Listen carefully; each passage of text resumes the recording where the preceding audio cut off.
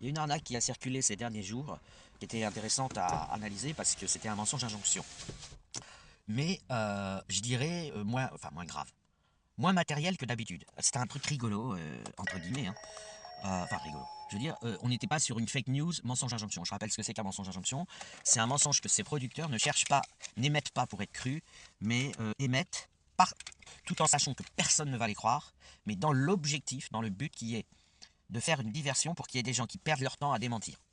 Alors les exemples les plus flagrants actuels de mensonges injonction, c'est par exemple les accusations d'être facho adressées contre les, je sais pas moi, contre le printemps républicain ou contre l'islam ou contre les apostats, des choses comme ça qui sont destinées non pas à être crues. Les gens savent bien que c'est pas, il n'y a pas d'équivalence entre être anti-islam et être facho, mais destinées à fatiguer des personnes accusées et blessées, qui seraient blessées sincèrement de cette accusation injuste, de se fatiguer à répondre.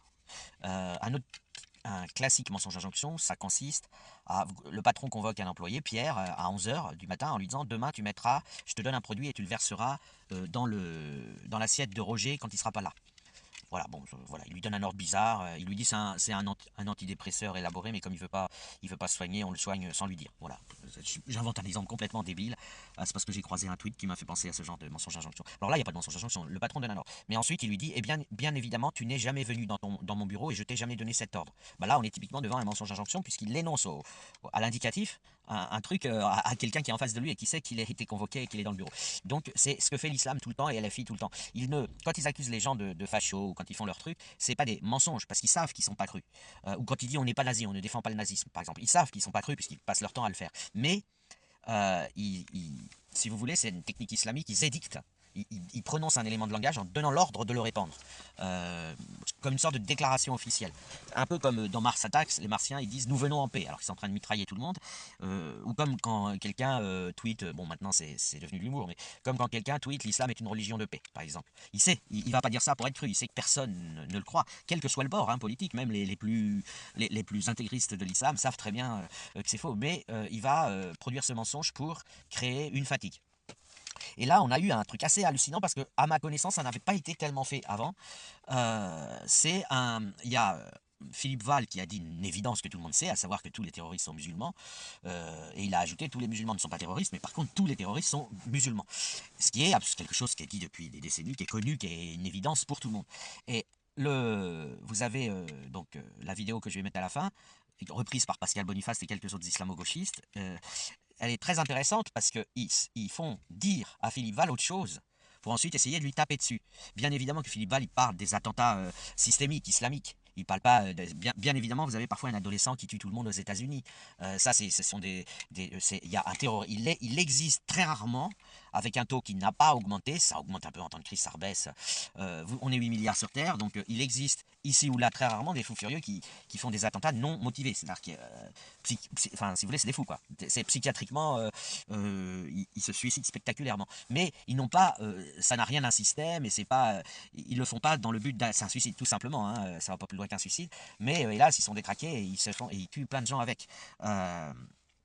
Ces actes terroristes qui ont toujours existé, qui existeront toujours, extrêmement rares.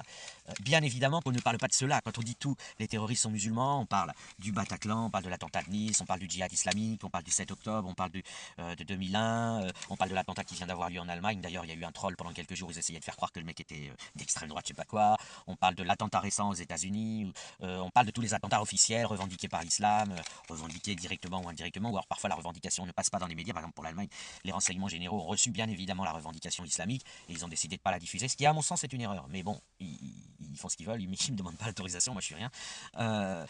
Évidemment, on parle des attentats. Quand on dit tous les terroristes sont musulmans, on dit que tous les attentats commis par l'islam sont commis par les musulmans, ce qui est une tautologie. Voilà. Il n'y a pas il y a rien de non, c'est une tautologie, c'est-à-dire c'est vide, c'est une évidence.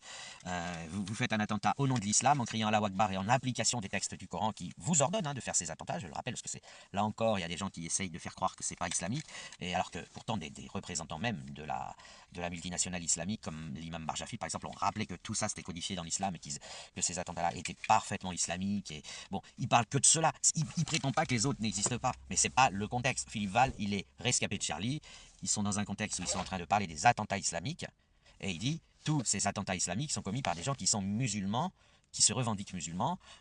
On parle des talibans, on parle de Daesh, on parle du Hamas, enfin on parle de toutes les organisations monstrueuses et terroristes du monde qui font ces attentats gratuits, sans cause terrestre, si vous voulez, qui les font au nom de l'islam, qui les font pour aller pense-t-il, aller au paradis et surtout éviter l'enfer. Or, vous constaterez qu'il y a eu pas mal de tweets qui ont essayé de dire « Ah non !» genre, comme s'il avait parlé des quelques fous furieux ici ou là qui commettent des dingueries, évidemment qu'il les excluait d'office du contexte où ils étaient en train de parler. Ils étaient en train de parler de politique, pas en train de commenter des tremblements de terre ou des... Voilà, qu'est-ce que vous voulez faire contre des gens qui de toute façon n'ont pas de revendication, pètent un câble et voilà, alors vous les entendez, ils revendiquent un tel ado en Amérique a pris un fusil à tuer tout le monde, pourtant il n'était pas musulman. Bah oui, non mais c'est un phénomène qui arrive tous les 2-3 ans aux États-Unis et ailleurs, mais ça, on le sait pas forcément, ou on le sait puis on l'oublie, etc. Évidemment, c'est pas de ça que parlait Philippe Val. Il n'a pas prétendu que ça n'existait pas. Il n'a pas non plus prétendu que ces enfants qui prennent une mitraillette et tuent toute leur école aux États-Unis, on pourrait imaginer que ça arrive en France, heureusement c'est plus rare, comment dire, il n'a pas dit qu'ils étaient musulmans par exemple. Il n'a jamais dit qu'ils étaient musulmans, Philippe Val. C'est pas, son sujet, c'est pas ça. On parle des attentats ordonnés par l'islam, l'exécution de Samuel Paty, l'exécution de Charlie, l'exécution de Salman Rushdie qui n'a pas pu être commise, mais il y a eu 100 morts, exécutés par l'islam en marge de la... Ils ont essayé de tuer Salman Rushdie, mais ils n'ont pas pu. C'est-à-dire, on parle de l'entité géopolitique, la multinationale islamique, et de la terreur qu'elle fait régner. Voilà, les miliciens de l'islam, ils exécutent des ordres de leur direction, ils font des attentats, et Philippe Val, évidemment, il parle de ça, c'est ça le sujet. Comment voulez-vous prévoir qu'un gamin ne va pas devenir totalement taré? Il n'y a pas de théorème qui dit qu'il y aura 0 attentat d'un ado l'an prochain aux États-Unis, mais il n'y a pas de sujet, si vous voulez, autre que la psychiatrie pour ce qui concerne ces attentats-là, puisque le gamin qui se fait sauter, a priori il est fou, et puis il n'a aucune croyance, il revendique rien, il laisse des lettres incompréhensibles. Tandis qu'en islam, c'est très clair, non seulement vous avez les attentats, puis vous avez le recel fait par le reste de la communauté islamique qui est contente que ces attentats soient commis pour maintenir l'autorité islamique, pour qu'on ait peur des musulmans, pour qu'on leur obéisse. Donc vous avez ce recel, par exemple, depuis l'exécution de Charlie, a permis qu'il n'y ait pas d'autres journaux qui publient des caricatures ou qui publient des critiques de l'islam ou des blasphèmes pour rigoler. Ça permet aussi qu'il n'y ait pas de films, de réalisateurs. Il y a eu des milliers de films pour se moquer du judaïsme, du christianisme et tout ce que vous voulez. 0 pour se moquer de l'islam grâce à ces attentats. Et c'est une activité de recel de terrorisme qui bénéficie à, si vous voulez, une entité générale de gens qui veulent défendre l'islam. Et c'est, entre guillemets, je dirais que c'est des attentats professionnels. Il parlait des attentats professionnels. Il n'existe pas de terrorisme professionnel non musulman. Ça n'existe tout simplement pas. Pour une raison très simple. Quelle est la théorie qui propose une récompense qui paye les terroristes? L'islam paye, entre guillemets, il faut y croire. Mais l'islam, il dit, tu ne seras pas brûlé vif éternellement après ton passage sur terre si tu commets un attentat. Et en plus, tu iras au plus haut niveau du paradis. Le terroriste qui commet un attentat n'est pas quelqu'un de... C'est quelqu'un qui dit, j'ai trouvé la porte du paradis, j'y vais. C'est aussi simple que ça. C'est-à-dire quand vous prenez un billet d'avion pour prendre des vacances 2 semaines au Club Med, et puis ensuite vous direz, dans 15 jours je reprendrai le travail, etc. L'islam, il propose le billet d'avion, mais c'est pas un avion, hein, pour le paradis. Mais c'est pas tant le paradis qui est là, c'est surtout en plus de ça. Vous êtes dispensé d'être brûlé vif éternellement après le passage sur Terre. Donc vous voyez l'enjeu. Du point de vue de ces milices et de ces exécutants, l'islam, il propose quelque chose et il a réussi, c'est pour ça que c'est un crime contre l'humanité, il a réussi à mettre dans la tête de beaucoup de gens, y compris qui ne commettent pas des attentats, que ceux qui les commettent sont effectivement au paradis. C'est-à-dire qu'un musulman lambda, il ne va pas forcément les soutenir, mais par contre, il vous dira, oui, effectivement, voilà, s'il est honnête, parce qu'il ne l'avoue pas forcément en public, mais moi j'ai tous les enregistrements de musulmans modérés qui disent, oui, effectivement, l'islam dit que cette personne est partie directement au plus haut niveau. Ils disent, moi je ne le ferai pas, moi je me contente d'être un musulman du quotidien, et j'espère éviter l'enfer et aller au paradis. J'ai quelques petites hésitations, je ne vais pas me lancer dans un attentat, mais ce qu'ils vous disent par contre, et ça n'a rien à voir avec la morale, hein, c'est une discussion c'est une discussion comme des hommes d'affaires qui discutent. C'est-à-dire que n'importe quel musulman vous dira, oui, si on lit le Coran, en tout cas comme eux ils le lisent, après on peut dire que c'est pas une bonne interprétation si on veut, mais oui, ils sont de leur point de vue, ils sont au plus haut niveau du paradis, ils ont fait ce qu'il y avait de mieux en islam, et ils n'ont même pas eu besoin, si vous voulez, ils ne passent pas du tout par la case enfer, ni même purification, ni même jugement. C'est paradis direct. Donc vous avez une rémunération. On a un islam qui est commanditaire de ces attentats et on a des exécutants. Et c'est évidemment de ça que Philippe Val parle. Il ne parle pas des trucs... voilà. Et donc c'est marrant, c'est marrant d'avoir fait ce mensonge injonction qui, à mon avis... moi, je viens de passer 10 minutes à expliquer, mais à mon avis, il n'y aura même pas vraiment d'effet. Les effets escomptés avec ce mensonge d'injonction seront petits. Ils n'auront pas atteint leur but. Ça fait longtemps que les gens savent que tous les terroristes sont musulmans, et ça fait longtemps que les gens savent ce que veut dire cette phrase. J'ai déjà souvent fait des vidéos de synthèse comme ça rapide, c'est juste que je fais plusieurs essais sur les mêmes thématiques. Donc là, je vais rappeler ce que c'est que l'islam, pour leur situer dans le contexte des différents trolls que j'ai croisés. Alors parfois c'est des trolls, parfois c'est de la propagande non trollique, très calculée. D'autres fois c'est des oublis. Mais il est important de rappeler ce qu'est l'islam et ce que je vais dire là. C'est rarement dit dans aucun bord et pourtant pleinement conscient dans tous les bords, y compris chez les musulmans. Alors aujourd'hui, l'islam apparaît comme une monstruosité, un crime contre l'humanité, une mafia pédocriminelle. Dans les faits, c'est-à-dire indépendamment du dogme et de ce qu'il raconte dans ses textes, il se manifeste de cette manière avec de la terreur, les gens appellent ça du terrorisme, du recel de terrorisme, qui est pratiqué par la quasi-totalité des musulmans, ça sont presque tous contents que le terrorisme empêche les occidentaux de blasphémer et donc offre un tapis rouge en quelque sorte de marre à l'islam, et surtout l'activité de mafia pédocriminelle dont j'ai donné déjà des chiffres, les chiffres de l'UNICEF et les chiffres officiels, hein, puisque de toute façon ça ne peut pas être caché, c'est trop gros, qui est que l'islam exterminera entre aujourd'hui et 2100 1 milliard de fillettes, sachant que la bande passante est 400 millions environ, ce qui veut dire qu'il extermine 20% des fillettes de la planète en temps réel, en permanence. C'est le plus gros génocide de l'histoire humaine, de très très loin, c'est-à-dire qu'en additionnant toutes les guerres, tous les massacres, tous les génocides, on obtient un débit 30 fois moins élevé que l'islam à lui tout seul au sein d'une population 20 fois moins grande, ce qui veut dire que par habitant, le débit génocidaire de l'islam est égal à 600 fois le débit additionné de tous les massacres et génocides, guerres de l'histoire humaine, 600 fois par habitant. Voilà, donc puisque les populations attaquées par l'islam sont essentiellement les femmes et les fillettes. Et là, dans ça, je ne compte pas les femmes adultes qui sont esclavagisées et traitées comme de la marchandise, puisque dès lors, alors soit elles ont été déjà comptées dans les fillettes massacrées et torturées, mais ou dès lors qu'elles ne l'ont pas été, elles ne sont pas comptées dans ces chiffres, et pourtant, une fois adultes, elles sont évidemment réduites à rien, comme chacun sait. Maintenant, pour recontextuer ça, parce que ça c'est la partie oubliée, pourquoi ce crime contre l'humanité n'est pas interdit, fortement criminalisé, enfin tout ce qui va avec un crime. Et les gens éventuellement contaminés à l'islam soignés, parce que c'est une entité trop puissante, c'est une machinerie trop puissante qu'on a trop négligée, on n'a pas alerté, on a laissé faire, et aujourd'hui on est sur une sorte de très grave cancer, et avec un attentisme en gros de toutes les agences gouvernementales du monde, qui se demandent quoi faire, voilà, qui savent pas trop quoi faire, on vient de le voir en Angleterre, le marché aux fillettes organisé par l'islam à la vue, enfin, en toute tranquillité, hein, on parle de milliers de...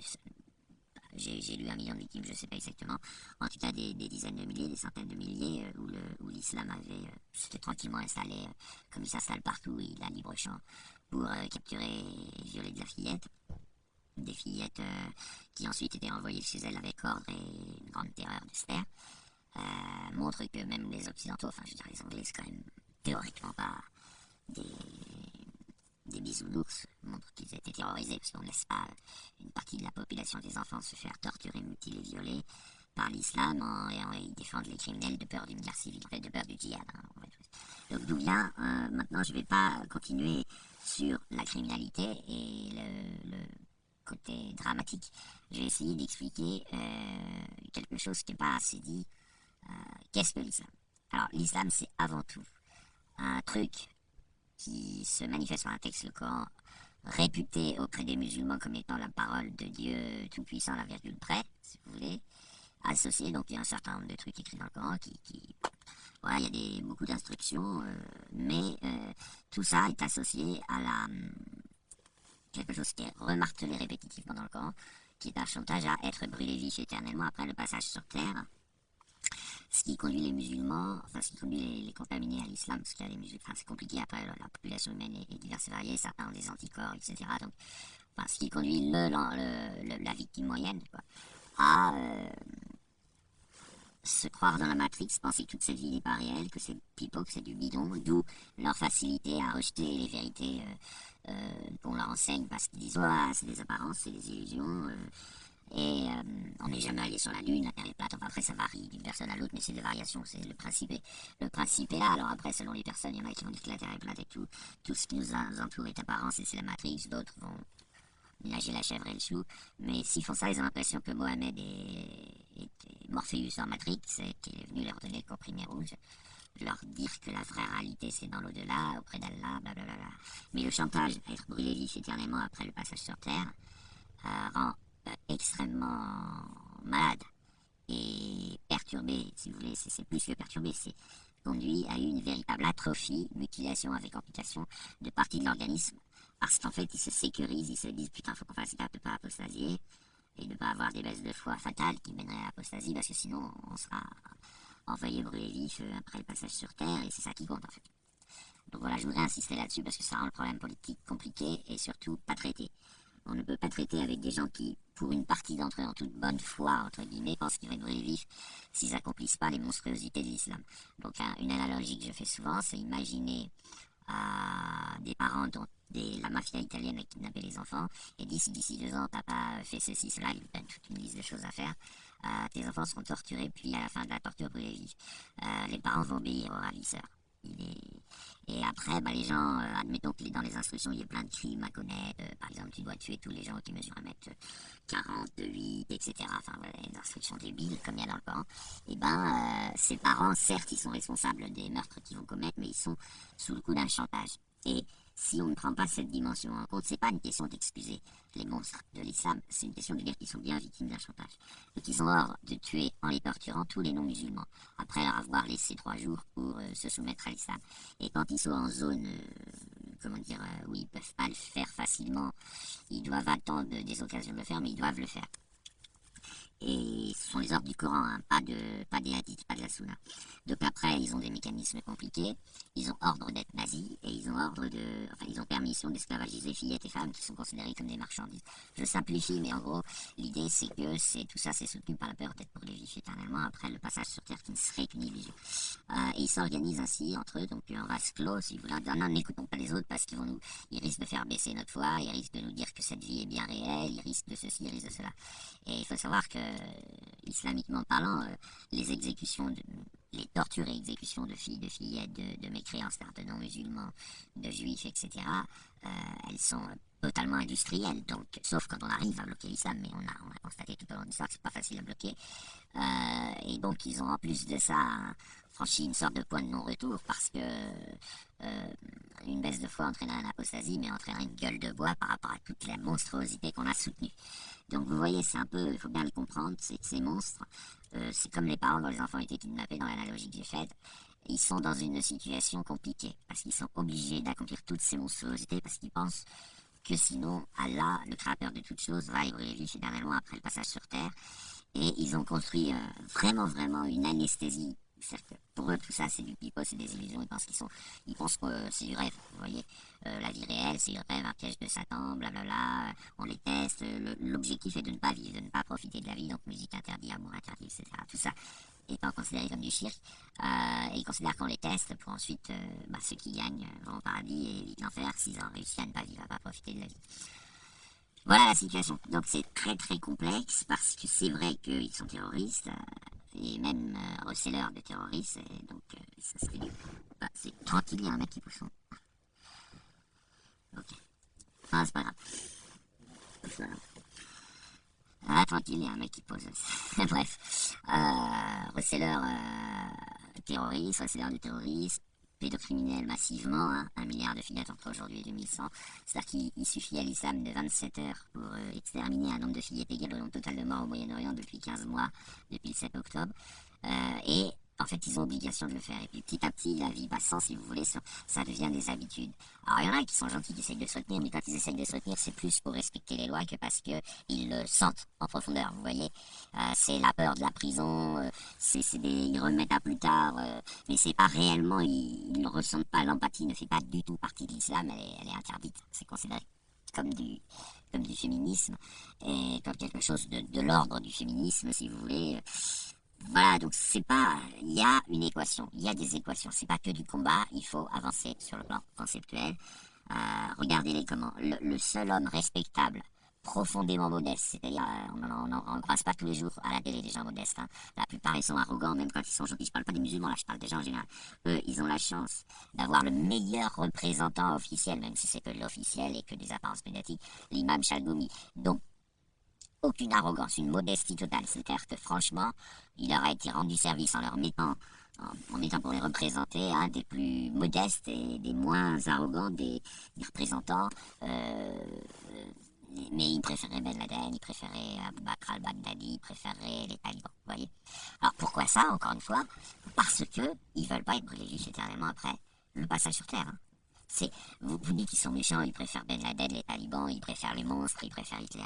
Je rappelle que s'ils ne préféraient pas ou s'ils n'affichaient pas ces préférences, ils seraient brûlés vifs éternellement, de leur point de vue, après le passage sur Terre. Bien sûr que c'est des conneries, mais c'est toute l'escroquerie de l'islam. Donc quand ils rejettent l'imam Chalgoumi, ce qu'ils rejettent, c'est quelqu'un qui, de leur point de vue, trahit la virilité de l'islam. Okay, même s'ils font semblant, ils cherchent des arguments chroniques, de leur point de vue, ils voient quelqu'un qui vient demander le bien-être, le respect de la vie. Or, l'islam, c'est exactement l'opposé. C'est le refus de la vie. Tout commence après la mort officielle, mais pour eux, il n'y a pas de mort. Et le piège était de ne pas tomber dans le piège de vivre et de respecter cette vie. D'où, pour quand il y a des baisses de foi ou quand il y a du laisser-aller, ils vont tuer ou torturer quelqu'un, égorger, poignarder, tout ça, parce que ça les remet dans, si vous voulez, ça les rééloigne ça les remet dans la perception d'une matrice. D'une idée, on est dans la matrice, tout ça, ça n'existe pas. Vous voyez? Donc, c'est réellement un problème complexe au niveau psychiatrique. Et pour l'instant, c'est extrêmement confirmé et reproductible, ce que je viens de raconter là.